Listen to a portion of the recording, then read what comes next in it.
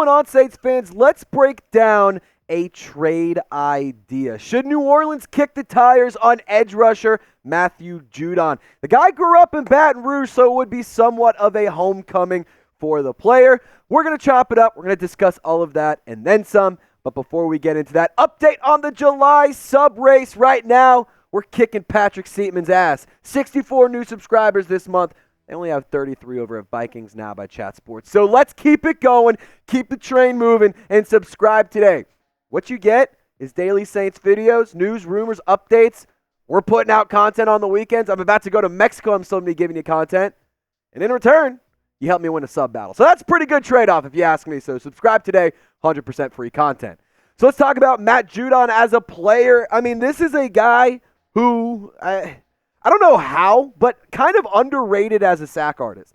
15 and a half sacks in 2022. He had 4 sacks in 2023 in a shortened campaign due to injury. And in those 4 games, he had a sack per game. So dare I say he could have been on pace to have a 17-sack season. I mean, in 2022, it's 15 and a half. 2021, 12 and a half. 2020, 6 sacks. I mean, this is incredible production, and he's been doing it for a long time, all the way dating back to when he was with the Baltimore Ravens. Now, I do think that the defensive line group is a solid unit, and I really, really like Carl Granderson. I'm very excited about the Chase Young signing, but I do believe because of the Tano Passanio injury and because we don't know what's going on with Peyton Turner, we know Cameron Jordan's a great football player, but Father Time is starting to catch up with him.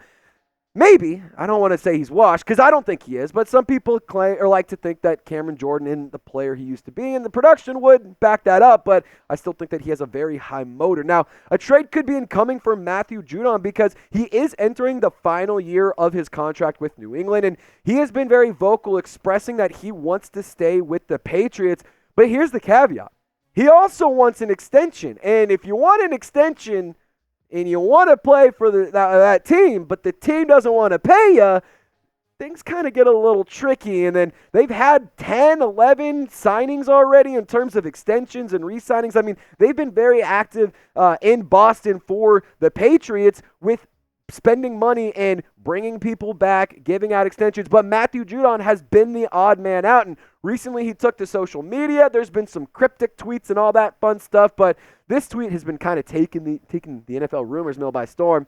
This guy's saying if the Patriots don't give Matthew Judon an extension this season, you can read, pay the man what he wants. We want a solid defense. And I do think the Patriots defense has been something that's like their bread and butter. They've had a good defense for as long as I could remember. And sure, maybe it's not amazing, but like that's always something in my head. When I think of the Patriots, they have Tom Brady, and they always had a good defense. But Matthew Judon saying, I don't think that's about to happen.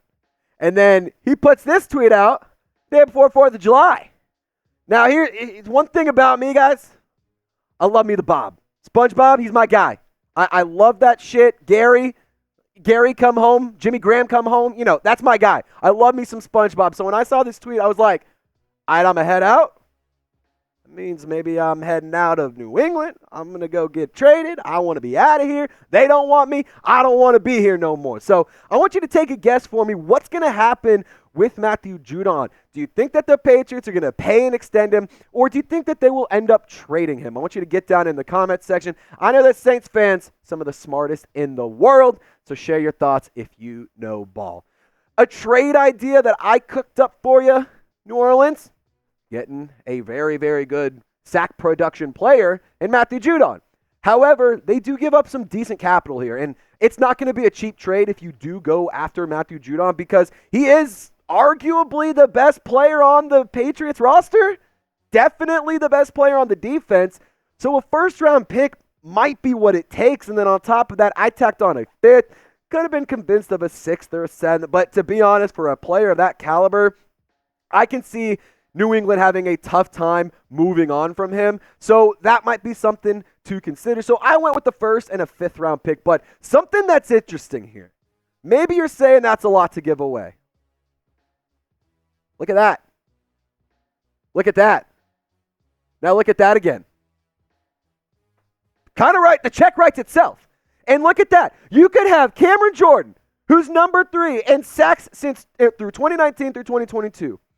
And you could have Matthew Judon, who has half a sack less. I mean, that is amazing, and that would be stellar for this defense, considering last year they were tied for 28th in sack production. They need to get to the quarterback better. They need better sack production, and there's no question about it. The Saints have to attack the passer, and if you can't get to the passer, you can't make plays. And sure, they have a wonderful defensive back unit, and I do believe that the defensive back group can keep the defense afloat for the most part, but you cannot let the quarterbacks and mobile guys and just wipe the floor with you. You can't let them run all over you. You can't let them throw the ball all over you. If you have plenty of time to throw the ball, then who cares how well the coverage is? They can just run around all quarter long while you're trying to throw the rock. But I will say this. In terms of maybe why to not trade for Matthew Judon, he is 31 years old. He's going to be 32 here soon.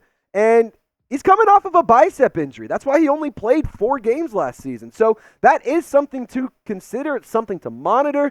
And I did some research on bicep injuries in the NFL, and it's typically about a year to return. And it's very, very normal, or a little under a year actually, and it's very normal for players to return to that quality production and to that level, which is pretty interesting to note. So obviously, injuries are bad, but, in the grand scheme of things, could have been a hell of a lot worse for Matthew Judon. So let's go back to my trade idea, and I want you to share your thoughts here. Now that I've kind of given my piece for some pros and some cons, you've seen the production, you've seen how he stacks up in the NFL, would you do this trade? Just give me a simple trade or a simple pass in the comment section. I want you to put on your Mickey Loomis hats, not your Mickey Mouse ears, and share your thoughts in the comment section. Now, I will say this. If a trade does go down, bringing Matthew Judon to New Orleans, somebody has to become the odd man out. And to be quite frank, I don't know who it's going to be, because these two guys right here are the top 2 starters. They're the 2 starters. These 2 players right here will be your starting defensive ends. I love Cam Jordan. He is one of my favorite football players in the history of the wonderful sport.